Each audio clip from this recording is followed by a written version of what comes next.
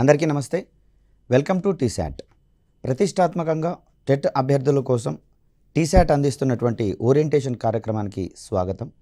ఈ వీడియోలో మనం సైన్స్ కాంటెంట్లో అత్యంత ప్రధానమైనటువంటి అయస్కాంతత్వానికి సంబంధించినటువంటి అంశాలు తెలుసుకునే ప్రయత్నం చేద్దాం. ఇక్కడ శాస్త్రీయ విజ్ఞాన రంగంలో పశువుల కాపరుల ద్వారా అందినటువంటి ఒక అద్భుత ఆవిష్కరణగా మనకి ఇక్కడ అయస్కాంతత్వము అనేటటువంటి కాన్సెప్ట్ కనిపిస్తుంది. దీనిని ఇంత క్రితమే చెప్పుకుంటున్నట్లుగా పశువుల కాపరులు కనుగొన్నటువంటి అంశాన్ని ఇక్కడ మనం గమనించాలి. వారి చెప్పులకు ఉన్నటువంటి శీలలు వంటివి ఇనుప వస్తువులు కొన్ని రకాలైనటువంటి రాళ్లకు అతుక్కున్నట్లుగా గమనించడం జరిగింది. వాటికి సంబంధించినటువంటి పరిశీలనలు మరియు పరిశోధనల ద్వారా అయస్కాంతత్వము అనేటటువంటి అంశము ప్రపంచానికి తెలియరావడం జరిగింది. ముఖ్యంగా చూస్తే ఈ అయస్కాంతత్వం అనేది ఆసియా మినార్ అనేటటువంటి ప్రాంతంలో మెగ్నీషియా అనేటటువంటి చోట ఉండే కొన్ని రకాలైనటువంటి రాళ్లకు ఈ ఆకర్షణ స్వభావం ఉన్నట్లుగా కనుగొనబడింది. ఈ రాళ్ళనే మనము సహజ అయస్కాంతాలుగా చెప్తాము. వీటిని మనము లోడ్ స్టోన్స్ అనేటటువంటి పేరుతో పిలుస్తాం. సో ఈ రాళ్ళ యొక్క స్వభావం ఏమిటంటే ఇవి ఇనుప ఖనిజానికి సంబంధించినటువంటి రాళ్ళుగా కనుగొనడం జరిగింది.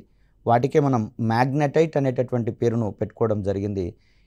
ఈ రాళ్లకు ఉండేటటువంటి ఈ ఆకర్షణ స్వభావానికి అయస్కాంతత్వము మ్యాగ్నెటిజం అనేటటువంటి పేరు పెట్టడం జరిగింది. సో ఇవి ఇక్కడ ఉండేటటువంటి ఏరియాలోని కీలకమైన అంశాలు.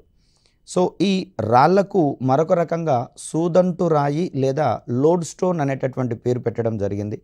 ఇక్కడ ఇవి ప్రకృతిలో సహజంగా లభిస్తాయి కాబట్టి వీటిని మనం మరో రకంగా సహజ అయస్కాంతాలుగా పరిగణిస్తాం.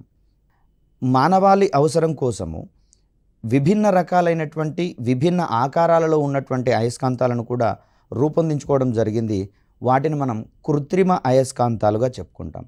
మరి ఆల్రెడీ సహజ అయస్కాంతాలు ఉన్నాయి కదా, కృత్రిమ అయస్కాంతాల యొక్క ఆవశ్యకత ఏంటి అంటే సహజ అయస్కాంతాలకు ఆకర్షించేటటువంటి గుణం చాలా తక్కువగా ఉంటుంది వెన్ కంపేర్డ్ టు కృత్రిమ అయస్కాంతాలు. ఆర్టిఫిషియల్ మ్యాగ్నెట్స్తో కంపేర్ చేస్తే ఈ న్యాచురల్ మ్యాగ్నెట్స్ యొక్క ఆకర్షణ శక్తి అనేది కొంచెం తక్కువగా ఉంటుంది. కాబట్టి మన యొక్క అవసరాల కోసం కొన్ని రకాలైనటువంటి లేదా ఆకర్షణ శక్తి అధికంగా ఉన్నటువంటి కృత్రిమ అయస్కాంతాలను తయారు చేసుకోవడం జరిగింది. సో ఇక్కడ మ్యాగ్నెటైట్ వంటి ఖనిజాలను మనం సహజ అయస్కాంతాలుగా పిలుస్తూ ఉండగా భూమి అనేది కూడా దానికి ఉన్నటువంటి ఆకర్షణ శక్తిని ఆధారంగా చేసుకొని ఒక సహజ సిద్ధమైనటువంటి అయస్కాంతంగానే పరిగణించాల్సి వస్తుంది. ఈ క్రమంలో చూస్తే లోడ్ స్టోన్ ఒక సహజ అయస్కాంతము, అదేవిధంగా భూమి కూడా ఒక సహజ అయస్కాంతంగా మనకి ఇక్కడ కనిపిస్తూ ఉంది. ఇక్కడ సహజ అయస్కాంతాలు బలహీనంగా ఉంటుండడం వల్ల అదేవిధంగా వీటికి క్రమరహిత ఆకారం ఉంటుంది. వీటిని క్రమ ఆకారంలోకి తీసుకొని రావడం కొంచెం కష్టసాధ్యమైనటువంటి పని కాబట్టి మన దైనందిన అవసరాలకు కాను కృత్రిమ అయస్కాంతాల యొక్క ఆవశ్యకత అనేది పెరగడం జరిగింది. సహజ అయస్కాంతాలలో ఇనుము లేక ఉక్కు కడ్డీలను ఒక సరైనటువంటి పద్ధతిలో గనక రుద్దితే అవి కూడా అయస్కాంతత్వాన్ని పొందేటటువంటి ధర్మాన్ని చేరుకుంటాయి.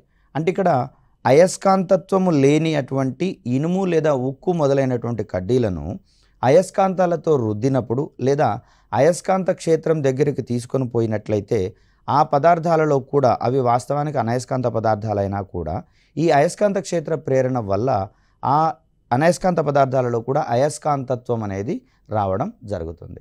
సో ఈ క్రమంలో చూస్తే ఆ అనయస్కాంత పదార్థాలను అయస్కాంతీకరించినప్పుడు వచ్చేటటువంటి అయస్కాంత క్షేత్ర ప్రభావం అనేది సహజ అయస్కాంతాలతో పోలిస్తే అత్యధికంగా ఉన్నట్లుగా గమనించడం జరిగింది. కాబట్టి ఈ క్రమంలోనే వీటిని ఆర్టిఫిషియల్ మ్యాగ్నెట్స్గా చెప్పుకుంటున్నాం, కృత్రిమ అయస్కాంతాలుగా. ఇక్కడ కృత్రిమ అయస్కాంతాలను కనుక గమనిస్తే మనకు తోచినటువంటి ఆకారాలలో లేదా మన అవసరానికి అనుగుణమైనటువంటి ఆకారాలలో మనము ఏర్పాటు చేసుకునేటటువంటి వీలుంది. అలాంటి కొన్ని అయస్కాంతాలను కనుక మనం పరిశీలిస్తే ఇక్కడ మనకు పటంలో కనిపించేటటువంటి దాన్ని దండయస్కాంతము అంటాం, బార్ మ్యాగ్నెట్. దీంట్లో ఎరుపు భాగంలో మనకు ఎన్ అనే అక్షరము, నీలి కలర్ ఉన్నటువంటి బ్లూ కలర్ ఉన్నటువంటి పార్ట్లో మనకు ఎస్ అనేటటువంటి అక్షరం కనిపిస్తున్నాయి. ఈ ఎన్ మరియు ఎస్ అనేటటువంటి అక్షరాలు ఆ దండయస్కాంతం యొక్క అయస్కాంత ధ్రువాలను తెలుపుతాయి. ఎన్ అంటే నార్త్ పోల్ అని, సౌత్ ఉన్న వైపు సౌత్ పోల్ అని, అంటే ఉత్తర ధ్రువము మరియు దక్షిణ ధ్రువాలని ఇక్కడ మనం మెన్షన్ చేసుకుంటూ ఉంటాం. సో ఇక్కడ మనకు కనిపిస్తోంది స్థూపాకార అయస్కాంతము. ఇది స్తూపాకారంలో ఉంటుంది. అదేవిధంగా ఆకర్షించేటటువంటి స్వభావం కూడా దీనికి యథావిధిగా ఉంటుంది. కాబట్టి దీన్ని మనం స్తూపాకార అయస్కాంతంగా చెప్పుకుంటాం. అదేవిధంగా కొన్ని ప్రత్యేక పరిస్థితులలో గోళాకార అయస్కాంతాలను కూడా తయారు చేసుకునేటటువంటి సౌలభ్యం మనకుంది. ఇక్కడ కృత్రిమ అయస్కాంతాలను మనకు కావాల్సినటువంటి ఆకారాలలో మనం తయారు చేసుకునే వీలుంది. ఇక్కడ గుర్రపు నాడ అయస్కాంతం అనేది మనకి ఇక్కడ కనిపిస్తుంది. ఒక యూ షేప్లో ఉండేటటువంటి మ్యాగ్నెట్గా దీన్ని మనం చూస్తూ ఉన్నాం.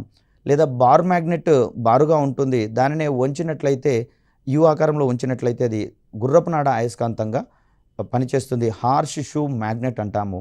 ఇక్కడ మిగిలిన వాటితో పోలిస్తే హార్ష్ షూ మ్యాగ్నెట్ యొక్క ఆకర్షణ శక్తి అనేది కొంచెం అత్యధికంగా ఉన్నట్లుగా పరిగణించాల్సి వస్తుంది. మరొకటి చూస్తే ఇక్కడ వలయాకార అయస్కాంతము. దీన్ని మనం స్పీకర్స్లలో, సౌండ్ బాక్స్లలో ఎక్కువగా వినియోగిస్తున్నటువంటి అంశం మనందరికీ తెలిసిందే.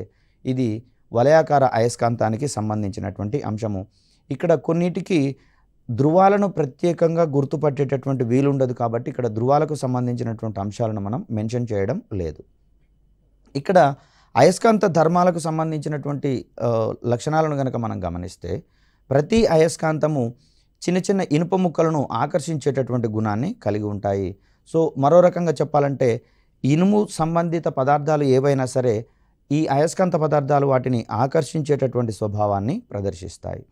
ఇక్కడ ఒక అయస్కాంతాన్ని గనక ఇనుప రజన్లో ముంచినట్లయితే వాటి యొక్క కొనల దగ్గర ఎక్కువ ఇనుప రజను అంటుకున్నట్లుగా మనము గమనిస్తాము.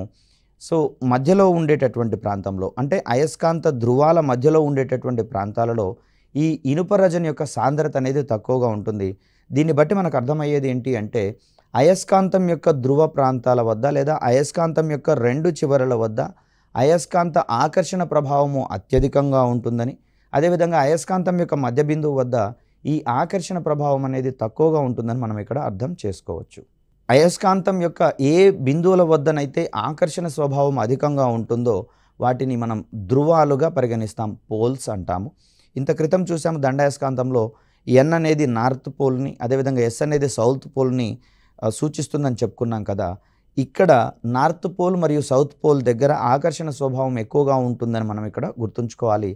ఈ రెండు ధృవాలకు మధ్యలో ఉన్నటువంటి ప్రాంతం వద్ద అయస్కాంతం యొక్క ఆకర్షణ ప్రభావం అనేది కొంచెం స్వల్పంగా ఉంటుందనేది ఇక్కడ మనం గమనించాలి.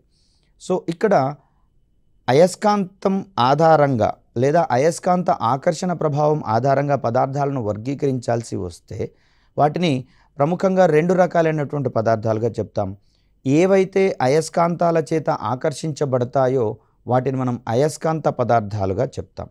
అంటే ఇనుము మరియు నికెల్ వంటివి మనకి ఇక్కడ అయస్కాంత పదార్థాలుగా కనిపిస్తూ ఉన్నాయి.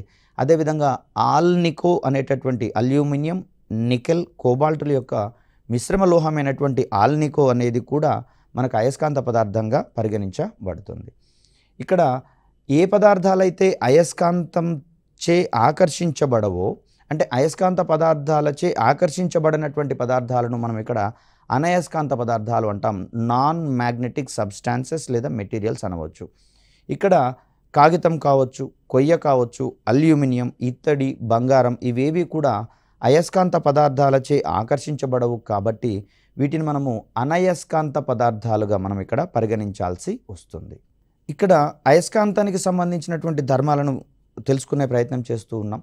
ఏదైనా ఒక దండాయస్కాంతాన్ని కావచ్చు లేదా ఒక సూచి వంటి ఆకారంలో ఉన్నటువంటి అయస్కాంతాన్ని కావచ్చు స్వేచ్ఛగా వేలాడదీసినట్లయితే, స్వేచ్ఛగా అంటే అది ఏ ఇతర అయస్కాంత క్షేత్రాల ప్రభావం లేకుండా ఉన్నటువంటి పరిస్థితులలో దాన్ని వేలాడదీస్తే అది భూమి యొక్క ఉత్తర దక్షిణ దిశలను సూచిస్తూ నిశ్చల స్థితికి రావడాన్ని మనం గమనించవచ్చు.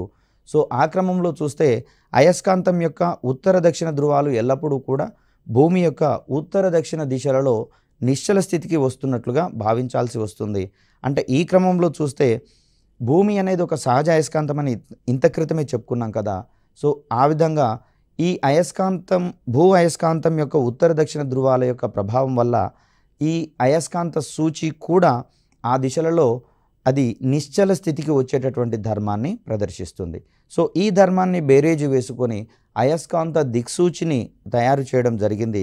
దీని ద్వారా భూమి మీద మనకు తెలియనటువంటి ప్రాంతంలో దిక్కుల యొక్క దిశను మనం తెలుసుకునేటటువంటి వీలుంటుంది. అంటే ఎటువైపు ఏ దిక్కు ఉందనేటటువంటి ఓరియంటేషన్ మనం అర్థం చేసుకునేటటువంటి ప్రయత్నం చేస్తాం.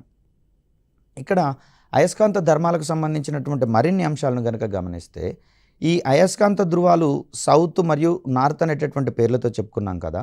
సో ఈ ఓరియంటేషన్లో ఏవైనా రెండు సజాతి అయస్కాంత ధృవాలు వికర్షించుకున్నట్లుగా మనం చూస్తాం. అంటే రెండు సజాతి అయస్కాంత ధృవాలను అంటే నార్త్ కావచ్చు లేదా సౌత్ ధృవాలను గనక ఒకదానికొకటి దగ్గరగా తీసుకుని వస్తే అవి రెండు ఒకదానినొకటి దూరంగా నెట్టివేసుకునేటటువంటి ప్రయత్నం చేస్తాయి. ఇది ప్రధానంగా ఆ రెండు ధృవాల మధ్య ఏర్పడేటటువంటి వికర్షణ బలాల ప్రభావం అని మనం ఇక్కడ చెప్పవచ్చు. మరో రకంగా సజాతి ధృవాలు వికర్షించుకుంటాయని చెప్తాము. అదే విజాతి ధృవాలను గనక ఒకే దగ్గరికి తీసుకుని వస్తే అవి రెండు ఒకదాన్నొకటి ఆకర్షించుకునేటటువంటి స్వభావాన్ని కలిగి ఉంటాయి. అంటే ఉత్తర ధ్రువం దగ్గరికి దక్షిణ ధ్రువాన్ని తీసుకొని వచ్చినా, దక్షిణ ధ్రువం వద్దకి ఉత్తర ధ్రువాన్ని తీసుకొని వచ్చినా కూడా అవి రెండు ఒకదానినొకటి ఆకర్షించుకునేటటువంటి స్వభావాన్ని ప్రదర్శిస్తాయి. దీనినే మనం అయస్కాంత ధృవాల యొక్క సూత్రంగా చెప్తాం. ఈ ఓరియంటేషన్లోనే అయస్కాంతత్వానికి ఖచ్చితమైనటువంటి పరీక్ష ఏంటి అంటే ఆకర్షణ బలం కాకుండా వికర్షణ బలాన్ని మనం అక్కడ ప్రముఖంగా ప్రస్తావించాల్సి వస్తుంది. మరొక అంశాన్ని చూస్తే ఒక అయస్కాంతాన్ని గనక మనం మధ్య భాగానికి విడగొట్టినట్లయితే అక్కడ ఒకే ఉత్తర ధ్రువము ఒకే దక్షిణ ధ్రువము విడిపడతాయంటే అటువంటి పరిస్థితి ఉండదండి. ఏక ధ్రువము ఉన్నటువంటి అయస్కాంతాలు ప్రకృతిలో వ్యవస్థితం కావు. ఈ క్రమంలో చూస్తే అక్కడ విడగొట్టినటువంటి పరిస్థితులలో ఒకవైపు సౌత్ పోల్ కనుక ఎగ్జిస్ట్ అవుతే విడిపోయినటువంటి ప్రాంతం దగ్గర ఆటోమేటిక్గా నార్త్ పోల్ అనేది ఏర్పడుతుంది. సో అయస్కాంతం ఉంటే గనక రెండు ధ్రువాలతో మాత్రమే వ్యవస్థితం అవుతుంది. ఏక ధ్రువం ఉన్నటువంటి అయస్కాంతం అనేది మనకు అక్కడ ఎగ్జిస్టెన్స్ అనేది ఉండదు. అవి రెండు విడివిడిగా ఉండనటువంటి పరిస్థితి మనకు అక్కడ కనిపిస్తుంది. సో ఇక్కడ అయస్కాంత ప్రేరణ అంటే ఏంటంటే ఏదైనా ఒక అయస్కాంతం యొక్క ప్రభావం వల్ల ఇతర వస్తువులలో సైతం ఈ అయస్కాంతీకరణ లేదా అయస్కాంత లక్షణాలు కనిపిస్తే దాన్ని అక్కడ అయస్కాంత ప్రేరణగా చెప్తాము. సో దీనికి సంబంధించినటువంటి కొన్ని అంశాలను గమనిద్దాం. ఒక బిందువు వద్ద ఉంచినటువంటి ప్రమాణ ఉత్తర ధ్రువంపై పనిచేసేటటువంటి బలాన్ని మనం ఇక్కడ ఆ బిందువు వద్ద ప్రేరణ క్షేత్రం అయస్కాంత ప్రేరణ క్షేత్రంగా చెప్తాం.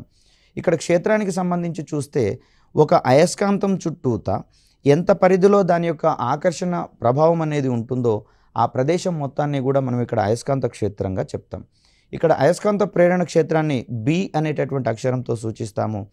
దీనికి బి E/m అనేటటువంటి ఒక ఫార్ములా తోటి ఒక క్షేత్రం యొక్క అయస్కాంత ప్రేరణ క్షేత్రాన్ని మనం ఇక్కడ కనుక్కునే ప్రయత్నం చేయవచ్చు. ఇక్కడ అయస్కాంత ప్రేరణ యొక్క ప్రమాణాలను గనక గమనిస్తే ఎస్ఐ ప్రమాణాలకు సంబంధించి Nm/మీటర్ అనేటటువంటిది ఇక్కడ ఎస్ఐ ప్రమాణంగా కనిపిస్తుంది. దీనిని మనం మరో రకంగా వెబర్/మీటర్² అనేటటువంటి ప్రమాణంగా చెప్పవచ్చు. మరో రకంగా దీన్ని టెస్లా అనేటటువంటి ప్రమాణంగా తెలియజేస్తాం. ఇక్కడ అయస్కాంత ప్రేరణ క్షేత్రము అనేది ఎల్లప్పుడూ కూడా ఒక సదిశ రాశిగా గమనించబడుతుంది. అంటే దీనికి దిశ ఉంటుంది, అదేవిధంగా పరిమాణం కూడా ఉంటుంది. కాబట్టి దీన్ని మనం సదిశ రాశిగా భావిస్తూ ఉంటాము. ఈ దిశ ఎల్లప్పుడూ కూడా ఆ అయస్కాంత క్షేత్రం మీద ప్రయోగించబడేటటువంటి బల దిశకు సమాంతరంగా ఉంటున్నట్లుగా మనం గమనించాల్సి ఉంటుంది. ఇక్కడ అయస్కాంత ప్రేరణ అనేది ఒక ధ్రువం మీద ఏ విధంగా పనిచేస్తుంది అనేటటువంటి ఓరియంటేషన్ కనుక మనం గమనిస్తే m ధ్రువసత్వము అంటే ఏదైనా ధ్రువం యొక్క ఆకర్షణ బలాన్ని ధ్రువసత్వంగా చెప్తాం మనం. m ధ్రువసత్వం ఉన్నటువంటి ఏక ధ్రువం నుండి ఏదైనా మరొక క్షేత్రము d అనేటటువంటి దూరంలో గనక ఉంటే అక్కడ కల్పించబడేటటువంటి ఆ బలానికి ఫార్ములా F = μ0/4π × m/d² మనం ఇక్కడ గమనించాల్సి వస్తుంది. సో దీనికి సంబంధించినటువంటి అంశాలను మనం జాగ్రత్తగా అర్థం చేసుకునే ప్రయత్నం చేయాలి. ఇక్కడ అయస్కాంతత్వానికి సంబంధించి కొన్ని కీలకమైనటువంటి భావనలు మనకు ముఖ్య పాత్రను పోషిస్తూ ఉంటాయి.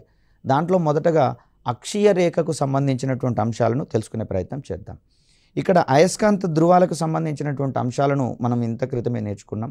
అయితే అయస్కాంత ధృవాల గుండా పోయేటటువంటి రేఖను మనం ఇక్కడ అక్షీయ రేఖ అని చెప్పేసి అంటాము. యాక్సెల్ లైన్ లేదా యాక్సెస్ అనేటటువంటి పేరుతో పిలుస్తాం. ఇక్కడ అయస్కాంత మధ్య బిందువు వద్ద ఒక అయస్కాంత అక్షానికి లంబంగా గీసినటువంటి రేఖను మనం అక్కడ మధ్య లంబ రేఖ అనేటటువంటి పేరుతో పిలుస్తాం. అయస్కాంత మధ్య బిందువు వద్ద అయస్కాంత అక్షానికి లంబంగా గీసినటువంటి రేఖను మనం మధ్య లంబ రేఖగా చెప్తాం. ఇక్కడ మనకు కనిపిస్తూ ఉంది m అండ్ ఇంకొక ధ్రువం యొక్క ఆకర్షణ బలం m అనేటటువంటి ధ్రువసత్వం ఉంది. ఒక బార్ మ్యాగ్నెట్ని తీసుకున్నాం. ఇక్కడ -m నుంచి +m మీదుగా ఒక డాటెడ్ లైన్ గీస్తూ పోయాము, దాన్ని మనం ఇక్కడ అక్షీయ రేఖగా చెప్తాం. అదేవిధంగా క్యూఆర్ అనేటటువంటి దాన్ని గమనిస్తే మనము ఈ బార్ మ్యాగ్నెట్కి మధ్య బిందువు నుంచి లంబంగా గీసాం కదా, కాబట్టి క్యూ బిందువు నుంచి గీయబడినటువంటి ఈ రేఖను మనము మధ్య లంబ రేఖగా పరిగణిస్తాం. మరి వీటి యొక్క ప్రాధాన్యత ఏంటి అంటే గతంలో కొన్ని క్వశ్చన్స్ అడిగినటువంటి ధర్మిలా దీనికి సంబంధించినటువంటి అంశాలను మనం వివరించుకునే ప్రయత్నం చేద్దాం.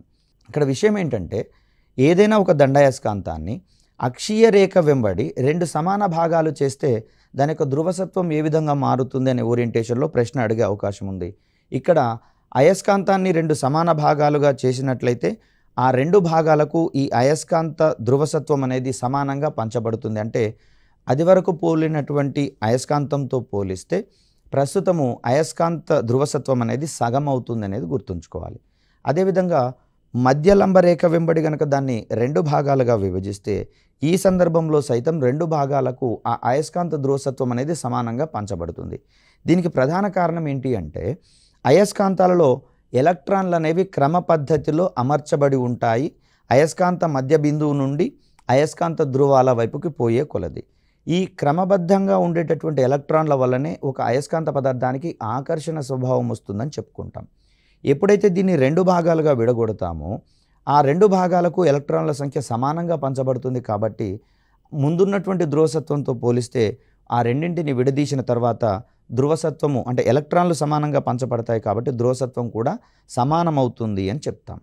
2L పొడవు అంటే 2L పొడవు అని ఎందుకు అంటున్నాము అంటే అయస్కాంత మధ్య బిందువు నుండి ధ్రువాల వైపుకు ఉన్నటువంటి దూరము స్మాల్ ఎల్ అయితే అయస్కాంతం యొక్క మొత్తం పొడవును మనం 2Lగా సూచిస్తాం. అదేవిధంగా అయస్కాంత భ్రామకము క్యాపిటల్ M గనక ఉంటే అయస్కాంత అక్షీయ రేఖపై అయస్కాంత మధ్య బిందువు నుండి D దూరంలో ఉన్నటువంటి ప్రాంతంలో ఈ అయస్కాంత ప్రేరణకు సంబంధించినటువంటి సూత్రాన్ని మనం ఈ విధంగా గణించవచ్చు. B = μ0/4π × 2md/d² - L² మనం ఇక్కడ చూస్తాం. సో దీనికి సంబంధించినటువంటి సమస్యలు వచ్చినట్లయితే దానికి ఈ సూత్రం ద్వారా మనం పరిష్కరించే ప్రయత్నం చేయవచ్చు. అదేవిధంగా ఒక పొట్టి దండాయస్కాంతాన్ని కనుక తీసుకుంటే అక్కడ దూరానికి మరియు ఎల్కి మధ్యలో ఆ దూరం అనేది అత్యధికంగా ఉన్నట్లయితే అంటే అయస్కాంతం యొక్క పొడవుతో కంపేర్ చేస్తే మనము అయస్కాంత ప్రేరణను కనుగొనవలసినటువంటి బిందువు కనుక చాలా దూరంలో ఉన్నట్లయితే ఇక్కడ మనం ఎల్ని ఒమిట్ చేసేటటువంటి ప్రయత్నం చేస్తాము. ఆ సందర్భంలో అయస్కాంత ప్రేరణకు ఫార్ములా ఏంటంటే B = μ0/4π × 2m/d³ మనం ఇక్కడ చెప్పుకుంటాము. మరో రకంగా చూస్తే ఈ అయస్కాంత ప్రేరణ అనేది ఆ బిందువులు ఉండేటటువంటి దూరానికి విలోమానుపాతంగా ఉన్నట్లుగా మనకి ఇక్కడ కనిపిస్తుంది. మనము అయస్కాంత ప్రేరణ కనుగొనవలసినటువంటి బిందువు యొక్క దూరం యొక్క ఘనానికి విలోమానుపాతంలో ఉంటున్నట్లుగా మనకి ఇక్కడ గమనించవచ్చు. మరో రకంగా చూస్తే ఒక బిందువు అది అయస్కాంతం నుంచి ఉన్నటువంటి ముందున్నటువంటి దూరం కన్నా రెట్టింపు దూరంలో గనక దాన్ని అమర్చినట్లయితే ఆ సందర్భంలో ప్రేరణ క్షేత్ర విలువ అనేది తొలి విలువలో 1/8వ వంతు అవుతున్నట్లుగా మనం ఇక్కడ గమనించాల్సి వస్తుంది. ఎందుకంటే దాని యొక్క ఘనానికి విలోమానుపాతంలో ఉంటుందని చెప్పుకుంటున్నాం కాబట్టి ఈ సందర్భంలో అది 1/8 విలువకు తగ్గుతుంది అనేటటువంటి అంశాన్ని ఇక్కడ మనం గమనించాలి. పొడవు 2L మరియు అయస్కాంత భ్రామకము M ఉన్నటువంటి అయస్కాంతం యొక్క మధ్య లంబ రేఖ మీద D దూరంలో ఉన్నటువంటి పరిస్థితులలో ప్రేరణ క్షేత్రం యొక్క తీవ్రత అనేది B = μ0/4π × m/d² + L² మనం ఇక్కడ గమనించాల్సి వస్తుంది. ఎందుకు అంటే అయస్కాంత మధ్య బిందువు దగ్గర దాని యొక్క అయస్కాంతత్వం అనేది చాలా తక్కువగా ఉంటుంది కాబట్టి ఈ సందర్భంలో మనకి ఫార్ములా అనేది ఉపయోగపడుతుంది. సో ఒక పొట్టి దండాయస్కాంతాన్ని కనుక మనం తీసుకుంటే అక్కడ ఆ బిందువు యొక్క దూరము అయస్కాంత పొడవు కన్నా ఎక్కువగా ఉన్నటువంటి పరిస్థితులలో ఇదే అయస్కాంత ప్రేరణ యొక్క విలువ B = μ0/4π × m/d³ మనం ఇక్కడ అర్థం చేసుకోవాలి. ఇంత క్రితమే చెప్పుకున్నాము అయస్కాంత పదార్థాలైనటువంటి ఇనుము కావచ్చు, ఉక్కు కావచ్చు, కోబాల్ట్, అదేవిధంగా నికెల్ వంటి పదార్థాల దగ్గరికి అయస్కాంతాన్ని కనుక తీసుకొని వస్తే ఆ అయస్కాంత ప్రేరణ ధర్మం వలన ఈ అనయస్కాంత పదార్థాలలో కూడా అయస్కాంతత్వము అనేది లభిస్తుంది. అంటే ఒక అయస్కాంతానికి ఏ విధమైనటువంటి ధర్మాలు ఉంటాయో ఈ అయస్కాంత ప్రేరణ వల్ల వాటి దగ్గరగా ఉన్నటువంటి అనయస్కాంత పదార్థాలలో కూడా అవే ధర్మాలు ప్రేరేపించబడతాయి. దీన్ని మనం ఇక్కడ ఒక రకంగా అయస్కాంత ప్రేరణగా చెప్పుకుంటూ ఉన్నాం. సహజ అయస్కాంతమైనటువంటి ఇనుము, ఉక్కు, నికెల్ వంటి పదార్థాలలో అయస్కాంతాన్ని ప్రేరేపించేటటువంటి వాటిని అయస్కాంతాలుగా మారుస్తున్నటువంటి పరిస్థితులలో ఈ ధర్మాన్ని మనం ఇక్కడ అయస్కాంత ప్రేరణగా చెప్పుకుంటూ ఉన్నాం.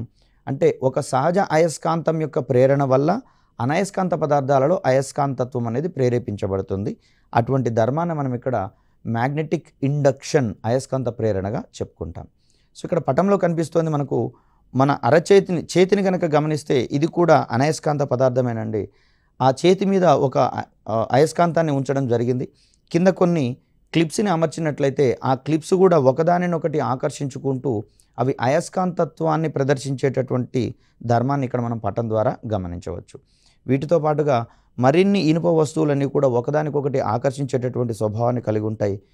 ఏ పదార్థాలకైతే ఈ అయస్కాంత ప్రేరణ వల్ల వచ్చినటువంటి అయస్కాంత ఆకర్షణ ధర్మము బలహీనంగా ఉంటుందో అక్కడి వరకు కూడా అవి మరొక వస్తువును ఆకర్షించి తనతో పాటు నిలిపి ఉంచుకోవడానికి ప్రయత్నం చేస్తూ ఉంటాయి.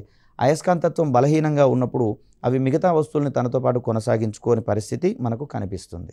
ఇక్కడ కృత్రిమ అయస్కాంతాలను తయారు చేసేటటువంటి క్రమంలో పలు రకాలైనటువంటి పద్ధతులు మనకు అందుబాటులో ఉన్నాయి. కొన్ని రకాలైనటువంటి పద్ధతులు మనకు అందుబాటులో ఉన్నాయి. ఆ పద్ధతులకు సంబంధించినటువంటి అంశాలను తెలుసుకునే ప్రయత్నం చేద్దాం. ఇక్కడ ఒక అనయస్కాంత పదార్థాన్ని సహజ అయస్కాంతం ఆధారంగా అయస్కాంతీకరించేటటువంటి ప్రయత్నంలో ఏకస్పర్శ పద్ధతి అనేది ప్రాథమికంగా పనిచేస్తుంది. అయితే ఈ పద్ధతిలో ఏం చేస్తాము అంటే ఒక అనయస్కాంత పదార్థాన్ని నిలువుగా లేదా భూమికి సమాంతరంగా అమర్చి అయస్కాంతం యొక్క ఒక కొనతో ఈ అనయస్కాంత పదార్థాన్ని ఒక చివరి నుంచి మొదలుకొని మరొక చివరికి రుద్దడం చేస్తాం. ఇక్కడ మనకు పటంలో కనిపిస్తుంది చూడండి. ఈ విధంగా ఒక కొన నుంచి మరొక కొన నుంచి రుద్దిన తర్వాత అయస్కాంతాన్ని పైకి లేపి మళ్ళీ మొదలుపెట్టినటువంటి కొన దగ్గర నుంచి మరొక చివరి వైపుకి రుద్దేటటువంటి క్రమాన్ని చూస్తాం. ఈ విధంగా పలుసార్లు చేసినప్పుడు అనయస్కాంత పదార్థం కూడా అయస్కాంతీకరించబడుతుంది. అయితే ఈ క్రమంలో అక్కడ అయస్కాంత ఆకర్షణ ధర్మం అనేది కొంత స్వల్పంగా ఉంటుంది. అంటే పూర్తి అయస్కాంతత్వం కలిగినటువంటి పదార్థాలను ఇక్కడ మనం తయారు చేయలేము. బలహీన అయస్కాంతాలు మాత్రమే ఈ పద్ధతిలో తయారవుతాయి. ఇక్కడ మరొక పద్ధతిగా మనకి ఇక్కడ ద్విస్పర్శ పద్ధతి కనిపిస్తూ ఉంది. ఇక్కడ ద్విస్పర్శ పద్ధతిలో ఏం చేస్తాము అంటే అనయస్కాంత పదార్థం యొక్క మధ్య ప్రాంతం నుంచి మొదలుపెట్టి రెండు అయస్కాంతాల యొక్క రెండు చివరలను రెండు వ్యతిరేక చివరల వైపుకి రుద్దే ప్రయత్నం చేస్తాము. సో అలా పలుసార్లు జరిపినప్పుడు దాంట్లోని ఎలక్ట్రాన్లన్నీ క్రమ పద్ధతిలో అమర్చబడి అనయస్కాంత పదార్థానికి కూడా ఆకర్షించేటటువంటి స్వభావం వస్తుంది. ఇక్కడ లభించేటటువంటి అయస్కాంతానికి కూడా బలహీనమైనటువంటి ఆకర్షణ ప్రభావము ఉంటుంది. సో దీన్ని మనం ఇక్కడ ద్విస్పర్శ పద్ధతిగా చెప్పుకుంటూ ఉంటాం. మరి బలహీనమైనటువంటి అయస్కాంతాలు ఎందుకు సార్ మనకు బలమైనటువంటి అయస్కాంతాలు తయారు చేసే పద్ధతి లేదా అంటే దాన్ని మనము విద్యుత్ పద్ధతిలో ఒక అనయస్కాంత పదార్థానికి బలమైనటువంటి అయస్కాంత ఆకర్షణ ప్రభావాన్ని కల్పింపజేస్తాము. అంటే విద్యుత్ పద్ధతిలో తయారు చేసేటటువంటి అయస్కాంతాలు బలమైనటువంటి అయస్కాంత పదార్థాలుగా ప్రవర్తిస్తాయి. ఇక్కడ మనం చూస్తే ఒక రాగి తీగను ఒక అనయస్కాంత పదార్థం చుట్టూతా చుడతాము. చుట్టిన తర్వాత ఆ రాగి తీగలోకి లేదా తీగలోకి మనము విద్యుత్తుని ప్రవహింపచేసినట్లయితే ఆ విద్యుత్తు ప్రవహించేటటువంటి తీగ చుట్టూతా కొంత అయస్కాంత క్షేత్రం ఏర్పడుతుందనేది మనందరికీ తెలుసు. అలా వచ్చేటటువంటి అయస్కాంత క్షేత్ర ప్రభావం వల్ల అనయస్కాంత పదార్థంలో కూడా అయస్కాంత క్షేత్రం ప్రేరేపించబడుతుంది. ఈ సందర్భంలో అది ఒక బలమైనటువంటి అయస్కాంతంగా ప్రవర్తిస్తుంది. అదేవిధంగా శాశ్వత అయస్కాంతాలు తయారు చేసేటటువంటి క్రమంలో ఇక్కడ విద్యుత్ పద్ధతి అనేది మనకు చాలా శ్రేష్టమైనటువంటిది. సో పెద్ద పెద్ద క్రేన్లలో సైతము మనం ఇక్కడ ఎలక్ట్రోమాగ్నెట్స్ని ఎక్కువగా వాడుతున్నటువంటి పరిస్థితి మనకు కనిపిస్తూ ఉంటుంది. మన అవసరం తీరిన తర్వాత ఆ అయస్కాంతం యొక్క ఆకర్షణ బలంతో మనకు అవసరం లేనట్లయితే ఈ పద్ధతి మనకు చాలా శ్రేష్టమైనది. అంటే ఒక అనయస్కాంత పదార్థం చుట్టూతా చుట్టబడినటువంటి తీగ చుట్టలోకి విద్యుత్తుని ప్రవహింపచేసినంతసేపు ఆ పదార్థానికి ఆకర్షించేటటువంటి స్వభావం ఉంటుంది.